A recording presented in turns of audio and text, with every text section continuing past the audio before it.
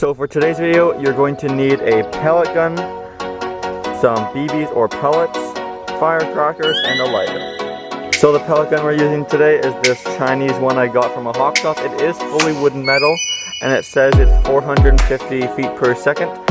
So it's pretty cheap. It was like 40 bucks, which is the one I'm using in today's video. It's a brake barrel spring powered gun. I wouldn't recommend doing this with any other more expensive gun or a gas powered or electric pellet or airsoft gun, but that's the one we're going to be using today. And we also of course will need firecrackers for this experiment. Here's these two I have here just to show you guys. Basically these are your standard issue. They're big and red. They're not large, but they're regular size, and these are the tinier ones. Now the red ones here I believe are around 6mm diameter, which is the same size as an airsoft BB. These are too big for a pellet gun. You want the smaller ones, and they actually fit perfectly. This is a .177 caliber pellet gun. As you can see, they fit perfectly just like that in the barrel. So we're going to go ahead and do a baseline test using the regular brake barrel action. As you see, break it in half, pop it back in place. The eBay one has trouble sometimes. And then go ahead and shoot. And we're going to do that, and then the firecracker, and see how much more powerful it is.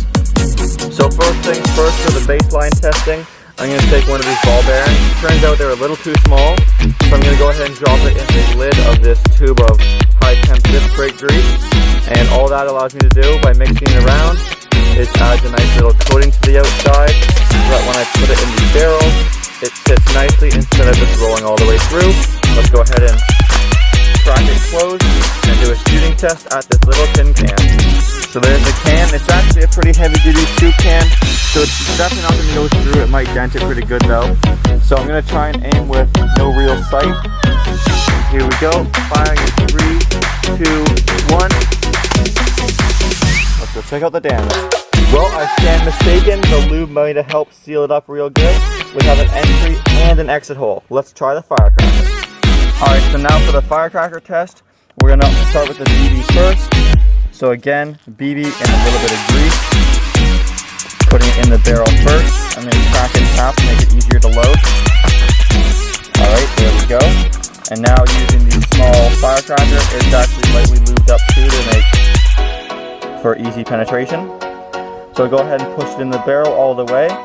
Now unfortunately the fuse has to be lit and then closed, so this is going to happen very quickly, so let's go ahead with the shooting test. So there's the can set up, my gun is loaded, and just because this might destroy my gun, I'm going to be nice and close, but if I miss, I put up some plywood for another damage test.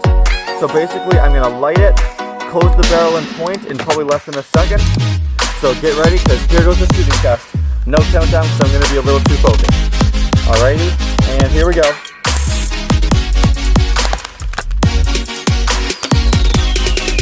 Alright, I think I missed a little high. Here's another round loaded up. Let's try again.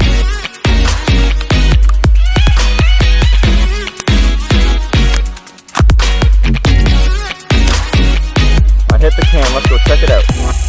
Alright, so there's the hole it made in the can. Entry and exit. As you can see, it's very similar to the one made by the spring powered BB.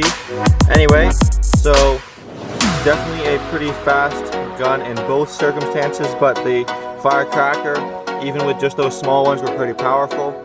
Here's the shot where I missed. There's where it entered the plywood, and it didn't exit, but there's a crack where it hit. It's kind of hard to see on the camera, but it, I think, just about made it past this half-inch thick plywood. Anyway, so there's a fun little thing if you have a crappy gun or even a steel pipe laying around to try. I'm going to try and get my chronograph out here. It's in storage right now, so we can do some actual chronographing to find the actual FPS, so stay tuned for that. If you're not subscribed, please subscribe for more experiments, awesome videos.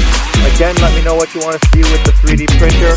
Of course, I'm on vacation, so there's going to be lots of cool videos coming up. And my gun survived this test, which is also good. So thank you everyone for watching. As always, please like, comment, and subscribe.